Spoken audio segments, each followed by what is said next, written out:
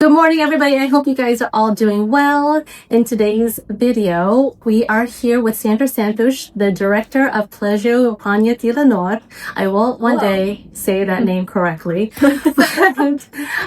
We will be interviewing her today because the school has decided to expand their curriculum and now introduce the Cambridge curriculum. Hello. Hello, Josie, once again. Nice seeing you again. I have compiled a bunch of questions for her, so we'll kind of get into it. And if you are familiar with the Cambridge curriculum, please note it's an introduction to the system itself, especially for myself, who's American and very unfamiliar with the whole curriculum. We're going to go into detail as far as how it works, what it's about, and all the good stuff, and how this will benefit your child. Let's just get started with the basic. Sure. And can you explain what the Cambridge curriculum is? Yes, well, the Cambridge curriculum is delivered in more than 160 countries. It's recognized worldwide, and all the program is the same in every country with the same mock tests, exams, methodology. So, it's an international pathway. It's delivered in English. Okay. And it's a great opportunity, especially for who has decided to study abroad.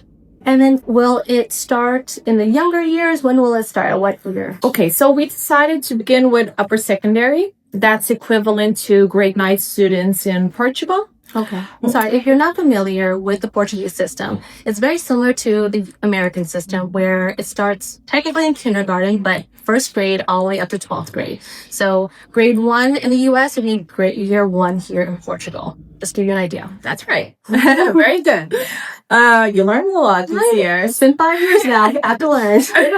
We do have authorization to go down, but we also believe that quality is better than speed. So we think that it was better to begin in upper secondary to prepare our students for university. And when I mention universities, I should also highlight that the leading universities in Portugal are already delivering classes in English and all material in English and presentations in English. Oh, wow. So that's also important to mention. So, but why now? Why did Colégio decide to introduce the Cambridge curriculum when they're already pretty successful with the Portuguese curriculum here? Yes, and we do want to continue successful with the Portuguese curriculum. It's just a different choice. It's a different pathway. We do believe that students are different. Families have different aims for their children. And we have been open for 20 years now, and we have always had students studying abroad in university, going to universities in UK, Canada, States, everywhere. And also students that choose those universities that deliver in English. So this didn't begin this year. Actually, our first conversation with Cambridge was in 2017. Oh, wow. The first time Cambridge visited Colégio. But there was a path that we had to be consistent because the first thing is that we want our Portuguese students to be able to attend this program. And to be able to attend this program, their English has to be very good. Okay. So we decided to invest in more hours in English. We already had English from nursery, right? But more hours of English beginning in primary years, and use Cambridge books in English classes. And after that path, then we believe that students are able to have a program completely in English. So you're just pretty much setting them up for success. Yes. We want students to be able at the end of grade 8 to choose whatever they want. So, and that English is not a barrier. So that's why we thought that we had to prepare it before. And of course, as you can imagine, this is a process. Our authorization process began in January last year. Oh, wow. Okay. So you've had many years to think about Yes, this. yes. Before. So how many hours a week do the children receive in English in primary, otherwise known as elementary school, and middle school? Okay, so in primary, 3 hours a week. Okay. But we also have some classes that deliver some contents in English, like Estudo do Meio, Science Lab. Okay. And in middle years, 4 hours of English. But we also have that subject, citizenship, cidadania e desenvolvimento, that they also have to present projects in English. Oh, interesting. You can find some projects in social media that they have presented. I mean, actually, my son, who is now in sixth year, actually had to do his whole presentation in English. I mean, it was a little bit easy for him, but it was very interesting to see. Yeah, we also have, for example, in grade 1, primary years, they're doing their show and tell in English. Oh. Yes, with their favorite toy. My son is preparing it right now. Actually, it's learning English. You know, it's very, very important for their future. So, as you said, there's 160 different schools that offer this. Countries. Oh, sorry, 160 different countries. Yes, Okay. lots of schools. Oh, wow. Sorry, my mistake. I'm still new to this whole thing. But as far as the Cambridge curriculum that's being taught in Portugal, all the different schools that offer it, what will make your school different than the others?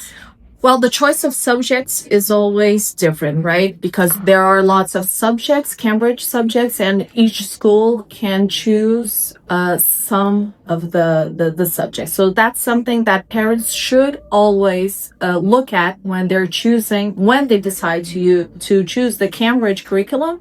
They should look at each school's offer, okay? Of the subjects. So then, what will Colégio be offering? I'm sorry. That's okay. Well, global perspectives, Portuguese as first language and Portuguese as second language. That is a subject that it's going to be a CRDL subject because we're combining it with Portuguese traditions. Okay. So that won't be a Cambridge exam, but it will be a subject that we will have a report card with that subject and what they have achieved in that subject.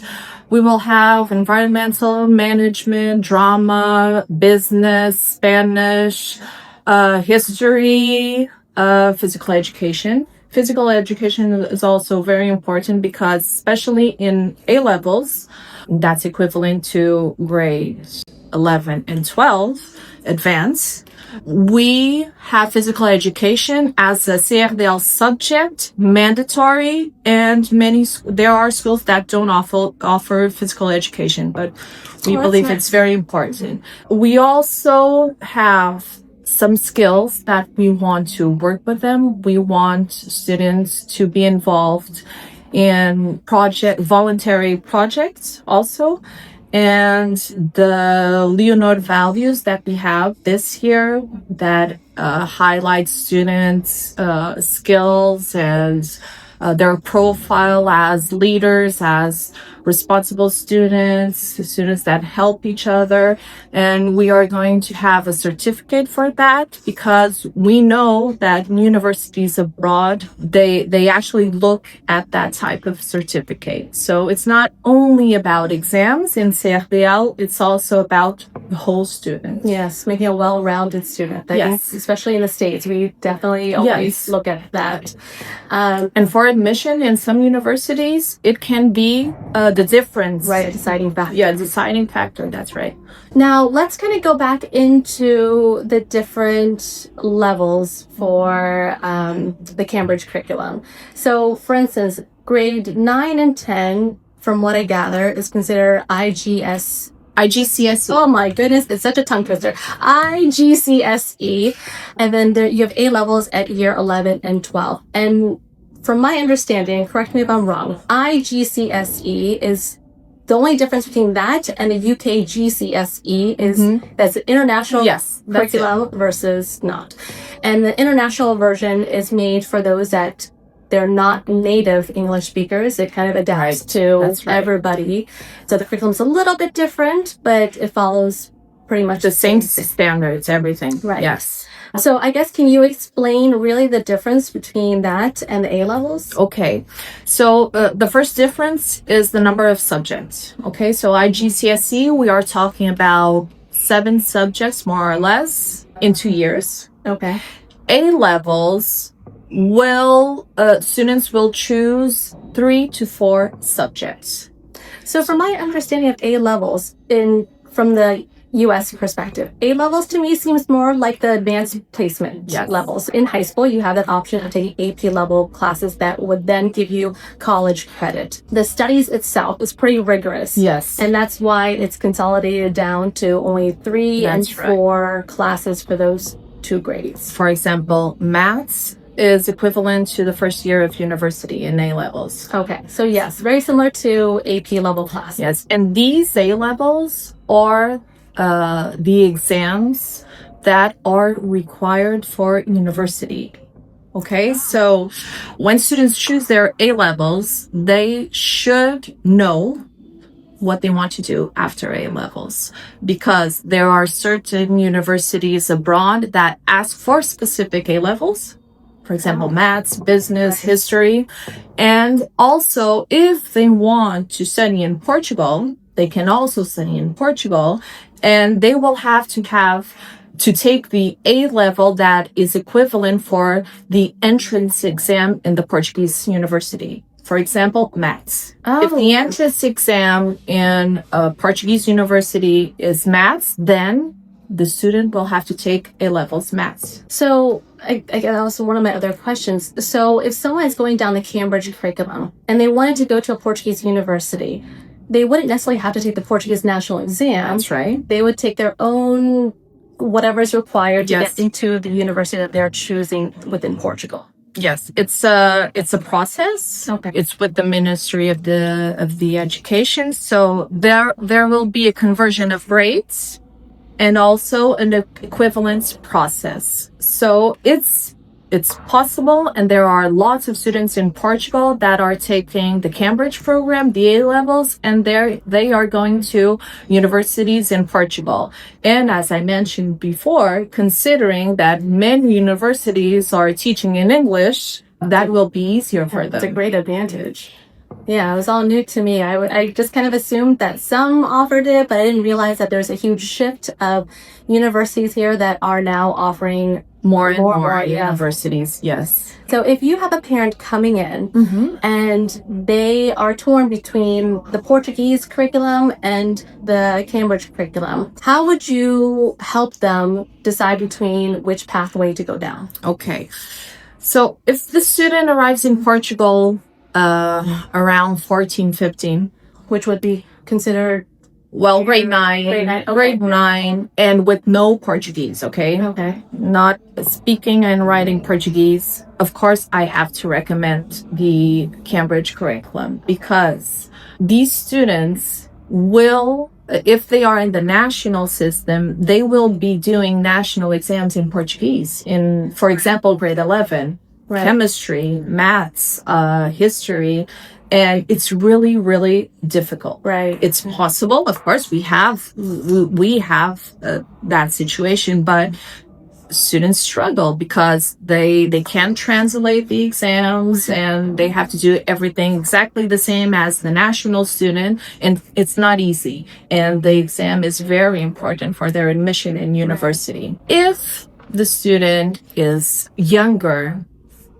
I think they will fit in the national program very, very, very, very well. And then when they arrive in the end of grade 8, they can decide what they want.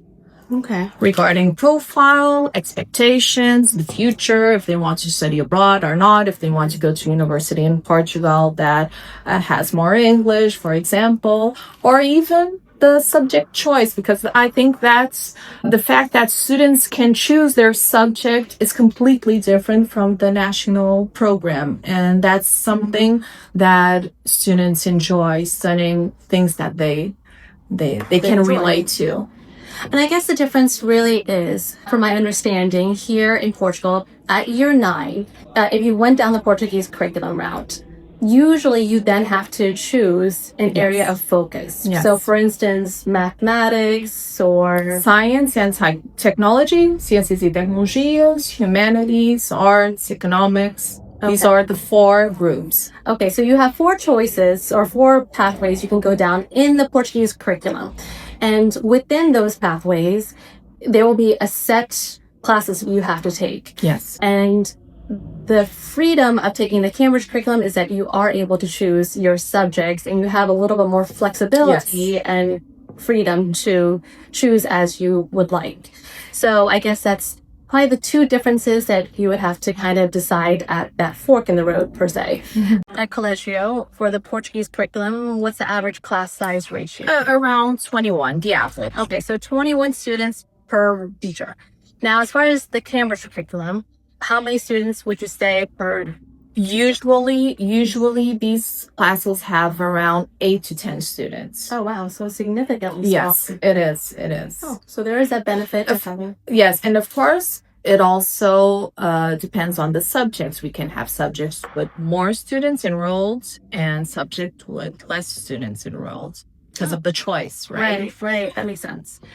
Now, I know a lot of parents, when they first move here to Portugal, they want to have their child integrate as much as possible. I think that's the whole purpose of moving here is learning different culture, meeting different people from all around the world. How are you going to make sure that the Cambridge curriculum doesn't cause them to be in a little bubble within a bubble? That's right. How will you try to stop that potential problem? That's why we want to offer Portuguese as second language and traditions.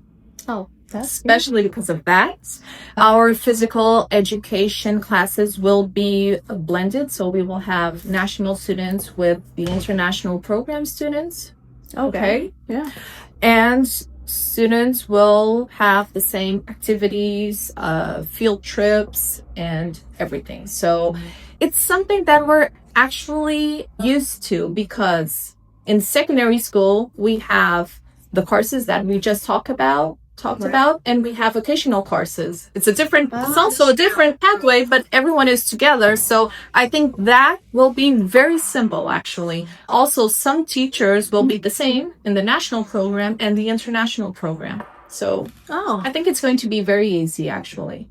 So I guess since we kind of touch base on the teacher aspect, for the Cambridge curriculum, what kind of qualifications are you looking for? Are you looking for people that only specialize in Cambridge curriculum? Are you looking for native English speakers, non-native, who have reached a certain level in English? What are you looking for as far as qualifications? Okay, so of course, it's mandatory to be fluent in English. Right, okay. We are looking for native speakers, but also non-native speakers, especially in the world today. It's teachers that have experience in an international program. We're following the experience of many schools, not only in Portugal, but schools we have visited in other countries also. That is to have professional development for those teachers that are already with us and are highly motivated to work with the Cambridge program, and then have teachers that have experience and that can help during the process, and then also native speakers, especially in the language programs, the language subjects. So we will have all type of teachers, and especially motivated teachers. That's what we want in every program. Right. Regardless of what curriculum you choose, that's what you want. So I guess in a situation like in my type of situation, I've been here for 5 years. My children have been in the Portuguese system since preschool. I feel, yes. Because you can choose anything. Yes. So I guess I'm trying to decide if for a person like myself, would it make more logical sense to continue with Portuguese route or alter to the Cambridge curriculum? Well, right now, maybe your children don't know what they want yet, right? Yeah, they're still young. I know. But we will have our counselor also working with students in grade 8. Okay. That's important also. Right. The first thing is try to understand the profile. If, of course, English is perfect, so there's no situation there. But If the student is autonomous, you will have lots of critical thinking in the Cambridge program. You will have lots of exams, more exams than in the national program. Oh, wow. Yes. Okay. So that's also something you have to consider regarding your children, Right. the profile of each child, but especially what you want next. Right after when they graduate. Right. After, because I have no doubt that if a student wants to in some time in university study abroad, I'm sure this is the program to choose. If the student wants to be more fluid in English and have other skills regarding written English, conversational English, projects, this is also a good choice. So it really depends. So let's just say my child is in 8th grade and then now considering going to Cambridge, going down the Cambridge route. He's in 9th grade at that point and then realize halfway through the first semester or past the first semester that's just not for him. Okay. And prefers to go back into the Portuguese route. How easy of a situation would that be? Until the first week of January, you can only, in any program, you can change. Okay. Okay, so that's something legally possible. Okay. Okay. Then after that, of course, you do IGCSE, right? 2 years. Okay. So you have the equivalent to grade 10 in the Portugal system. Okay. And you will have equivalent. So that's okay. But if you decide to go to the national program, you can enroll directly to grade 11. However, you won't have studied the contents from grade 10. So it has to be, it's not impossible. Nothing is impossible, right? And that also happens in the national program. We have students that decide to go to the science course, for example, in grade 10. And in the end of the year, they decide something else. And there's always an opportunity. They can always change their pathway. However, we should always consider that this is a commitment. Got it. I would say commitment for 4 years. Okay. In this stage, you know? Right. So just to recap. So if my child finishes, let's say, past the first semester, now he's into the second semester and he's just realizing that it's not a good situation for him to be in. He can then have the opportunity to go back into the Portuguese system. Would he have to then redo year 9 in the Portuguese system, or would he then No, if he decides in grade 9, it's okay. But he decides, well, and if he decides in grade 10, it's also okay. However, considering the contents that the year 10. Yes, so I would suggest maybe begin in grade 10 again. Right. So year 9 is really the cutoff point because the problem, I don't say the problem, but the only concern is the national exam. I think, as you kind of explained to me before, the national exam, especially for in the 11th year, it falls back into what you learned the 10th year and the 11th year. That's right. So if you missed a whole year of the 10th year curriculum, when it comes to the national exam, it's going to be very hard for you to learn a whole year's worth without having to repeat the grade. Those subjects that the student didn't have in Cambridge, because considering again mathematics, it's more advanced, yes. So it's more advanced, and I have already mapped the contents with the math teacher, and if a student were to change, he would be okay. Okay. But there are subjects that maybe they choose in IGCSE that they don't have in the national course, right? Right. So it's definitely something to take into consideration at year 9 if you have been following the Portuguese curriculum and decide which path is best for you. All right. So I know we kind of dived a little bit into university acceptance and all that stuff, but let's go into a little more detail. So the A levels. So you have year 1 of the A levels, or year? Yes. What's it considered? It's equivalent to grade 11 and 12. 2 years program. Is it called A1 or A2, or is there a name for the? Well, if you take only one A level, it's AS level. Okay. If you take both, A level. But let's talk about only A levels. Okay, Easier. So when 2-year program. So when are the exams usually? Is it the second year? Yes, the end of the program. Okay, so the end of the program, and then they're going to test you on what you learned throughout both years? Both years, Okay. yes. How easy or how hard is it to then apply to university? Okay, so university in Portugal, we will have the grade conversion and the equivalence process. Okay?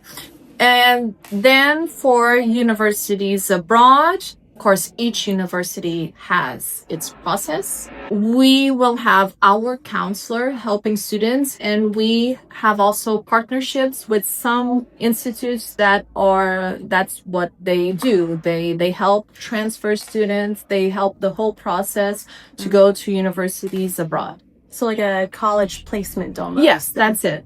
Okay. But as far as you have an internal counselor here, that Yes. a guidance counselor that will help the student choose which university, and I believe you have college tours that Yes. provides. Is it only in Portugal, or do you take them outside Portugal, look at other universities? Well, until today, only Portuguese universities, but I think it makes sense to begin to look at universities abroad or participate in fairs, school fairs, and everything. There's a whole new world of opportunities coming ahead. The world's your Even for students in the national curriculum. Right. Everyone will benefit, I believe. So at the end of A levels, I'm assuming the student will receive a Cambridge diploma, but they wouldn't receive a Portuguese diploma. Is that right? No. Okay.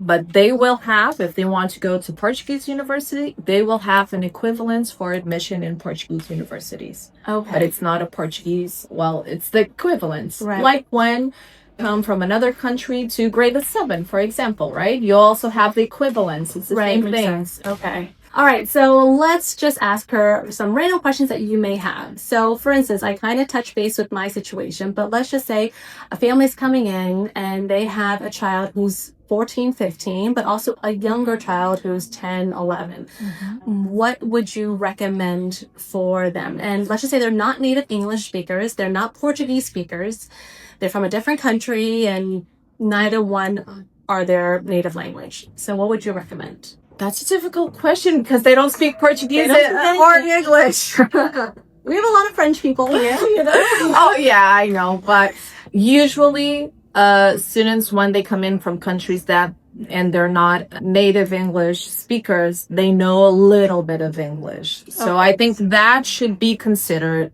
However, I think I will answer the same as before. Younger students, they easily learn Portuguese or English, so I guess they will be okay in Portuguese. 14, and this has nothing to do with we offering upper secondary. I would answer exactly the same way. After grade 9, families should consider that they will be doing exams in Portuguese, and then we will have to balance. Is it easier for that child to do an exam in English or in Portuguese? I mean, it's a valid question. I think it's something that we can work together to decide, because it's not an easy decision if the child doesn't speak Portuguese or English. But we should look at that. Is it easier to write in English or easier to write in Portuguese? So, but you would have extra support here. Oh, sure. For English speakers or non-English speakers and non-Portuguese speakers. Yes. So either way, it's an option to go down either. We do that already for non-native Portuguese students, and we will do that for English support also, language classes. Yes, sure. So, Sandra, what is the future of Colégio, since now you are incorporating the Cambridge curriculum and now this is kind of becoming a more bilingual school? Mm-hmm. Are you planning on going down the international route, or what are your plans? I think that's where we are going to be different from other schools. We're a Portuguese-rooted school with strong traditions. We have been open for 20 years now. Wow.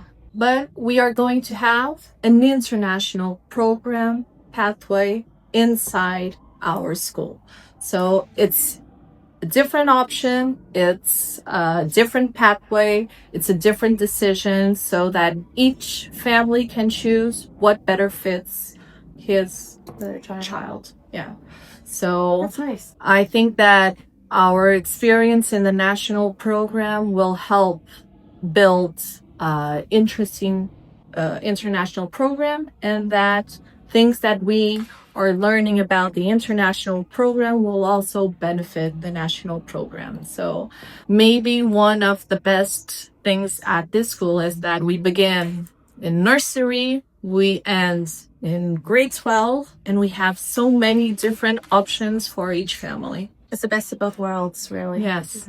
Other than the Cambridge curriculum, what new things are happening here at Collegio? Okay. Every year we try to improve something, or facilities or the projects. This year we had both. We had that soccer field outside. Oh, yeah, right. Yeah, very nice. That was really nice. Also the playground in primary. It's new. Regarding the project, we had this diploma Leonor with the values. And for next year, we are investing in technology. So we're having our library completely, it's going to be completely different with 3D printers, with robots. Oh, wow. And we are going to refresh some classrooms. So, 20 years facility, so we have to You're updating a little bit here and there. update, yes, here and there. That's it. So I think you were telling me that you guys just recently won an award, which yes, it's regarding the vocational courses, the marketing course, that they will have great equipment for their studies. Oh, that's amazing. Yeah. I kind of stumbled upon pallets of stuff Yes, in the yes. hallway, and I'm like, wow. Yes, we're waiting for the summer to arrange everything. That's great. So it seems like a lot of improvements and updating is happening here. And Yes, we seems try like- to improve. Yeah, you're all constantly upgrading the school, so that's always nice to see. But I really appreciate your time. Thank you and- so much for the opportunity. Yeah, giving me an overview on the Cambridge curriculum, which I am going to look a little more into. I hope this helped you guys. And if you have any questions regarding the Cambridge curriculum, the enrollment, and anything else you may have, I will leave everything in the description box below. So feel free to email them and or call them to set up a tour. I believe it could be done virtually as well. Yes. We have a video conference also. Okay. So I mean, that's how I met her initially during COVID. That's so right. that kind of helped. But I'll leave everything in the description box below. So if you have any questions, feel free to reach out, and I will catch you in the next video. Thanks. Thank you Bye. so much. Bye bye.